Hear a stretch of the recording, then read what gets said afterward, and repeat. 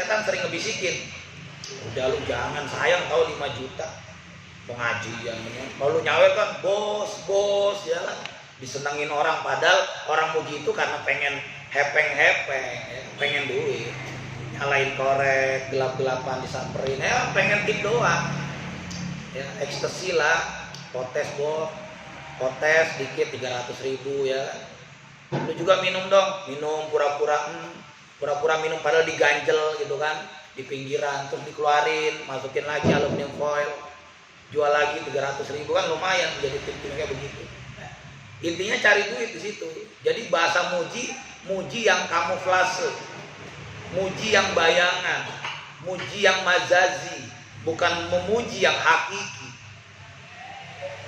Karena dia ingin mendapatkan sesuatu maka dia puji.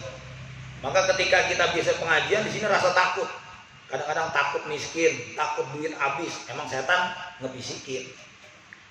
Udah lu jangan keluarin duit untuk pengajian, jangan sedekah. Nanti duit lu habis. Mendingan lu nyawer, padahal sedekah memang habis secara kasat mata. Tapi nanti dampaknya berlipat ganda dalam perjalanannya ya. Apa ini kemarin ya habis ngasih orang gocap 100 terus dilipat gandakan. Karena memang janji Allah Quran seperti itu. Apa ini habis ngasih kemarin ya 100 ataupun 50.000 balasannya ada.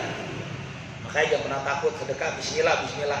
Ambil hati kita benerin penuh dengan ketulusan, penuh dengan kerelaan, losin aja ya.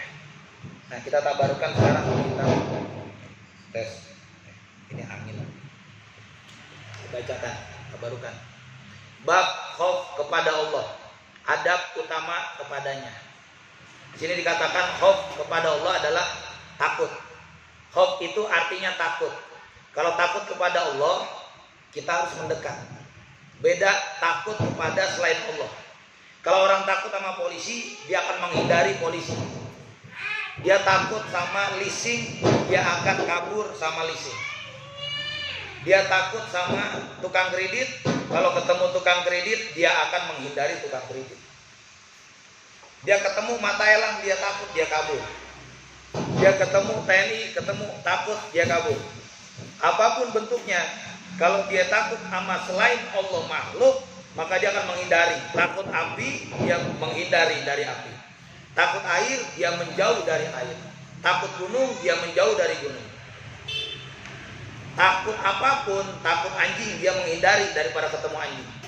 Tapi kalau takut kepada Allah, bukannya menghindar dari Allah, melainkan mendekati Allah. Takut kepada Allah artinya semakin mencintai Allah. Kalau bahasa orang, bukannya kita avoidance to person, menjauh. Tapi ketika Allah kita takuti, menjadikan approach to Allah, mendekati Allah Subhanahu wa ta'ala. Ya, ini kita bacakan dikit. Khauf itu artinya takut. Yang dimaksudkan sini yaitu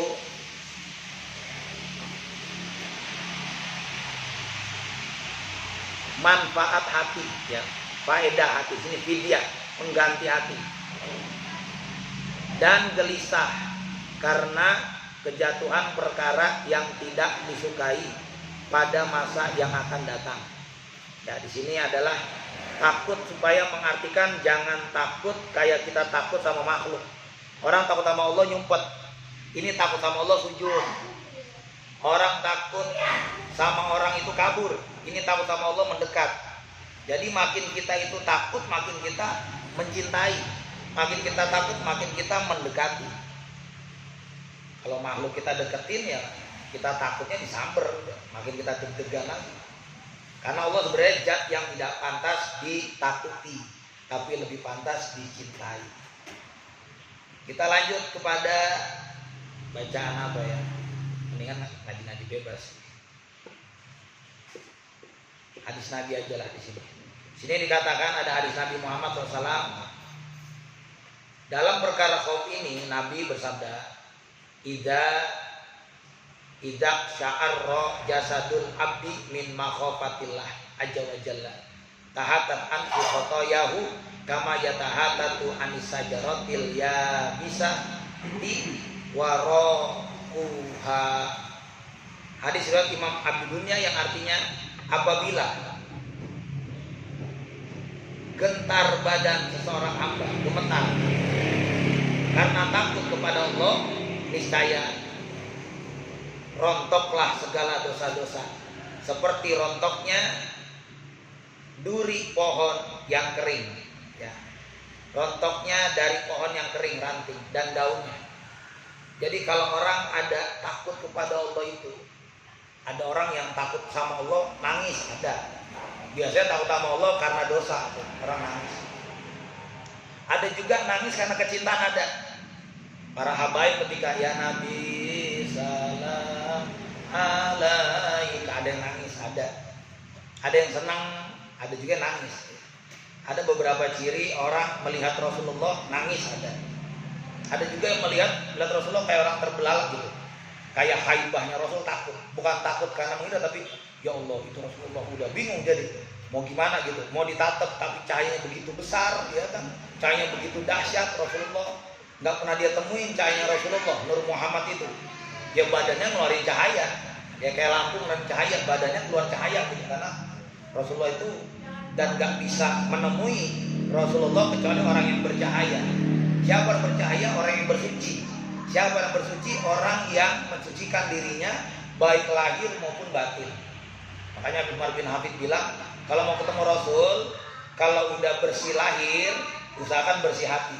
Kalau udah lahir batin bersih, terus dia punya keinginan, saya ingin kepengen ketemu Rasulullah, walaupun dalam mimpi pasti ditemuin. Tapi kalau kita belum ketemu, mungkin masih ada kotoran lahir atau kotoran batin. Mungkin lahiriah dia udah perbaiki, nggak bermaksiat, tapi batinnya masih kotor, masih ada sombong, dengki, ria, ujub, hasud, sum'ah, ghibah, namimah, dan lain sebagainya. Mungkin. Namun ada juga orang yang bersih hati nih. Luarnya mungkin masih ada maksiat mata, ya, ngelihat sesuatu yang Allah haramkan. Tangannya juga masih suka megang-megang sesuatu yang sebenarnya Allah larang gitu kan. Jadi Rasulullah nggak mau nemuin, karena lu bersih hati tapi tangan lu belum bersih nih, lahirnya nih masih suka grepe-grepe nih gitu ibaratnya. Hati lu memang bersih tapi mata lu masih jelalatan nih gitu. Maka akhirnya ya Rasulullah belum mau nemuin, padahal dia kepengen ketemu Rasul. Makanya dibilang, ya Allah berikan mata saya bisa melihat Nabi Muhammad dengan keridoan nih, dengan ketawaduan. Walaupun mata saya masih suka jelalatan melihat kemaksiatan, tapi saya ingin melihat wajahnya Nabi Muhammad, ingin memandang nurnya Nabi Muhammad, ingin ketemu bersalaman dengan Nabi Muhammad walaupun di dalam mimpi. Walaupun saya sadar mata ini masih banyak kejoliman, pandangan ini masih banyak kemaksiatan, hati ini masih banyak kekotoran, tangan ini masih suka melakukan pengkhianatan, tapi ya Allah berikan walaupun sesaat, walaupun cuma 5 detik, ataupun dalam mimpi, pertemukan kami ya Allah dengan Nabi kami, Nabi Muhammad itu. Biasanya gaya orang sufi begitu, nyadar diri banyak dosa tapi tetap bermohon. Ya Allah, saya tahu nih mata saya dosa, tangan saya berdosa, kaki saya melangkah dosa, tapi saya pengen ketemu Nabi Muhammad. Karena ada orang yang bilang kalau ketemu aja Nabi Muhammad, orang tersebut dapat hidayah. Siapa orang yang ketemu Nabi Muhammad dalam mimpi? Man ro'ani fil manami, siapa yang ketemu aku di dalam tidur atau mimpi, faqad ro'ani haqqan, maka sungguh dia ketemu aku dan itu benar adalah aku. Karena fa inna syaitona, maka sungguh setan itu la yatamassalu bi, tidak bisa menyerupai aku. Dia tidak bisa menyerupai Nabi Muhammad. Tapi emang tingkatannya jarang. Kalau kayak kelas kita mah jauh. Ya, saya belum pernah gitu. Ya.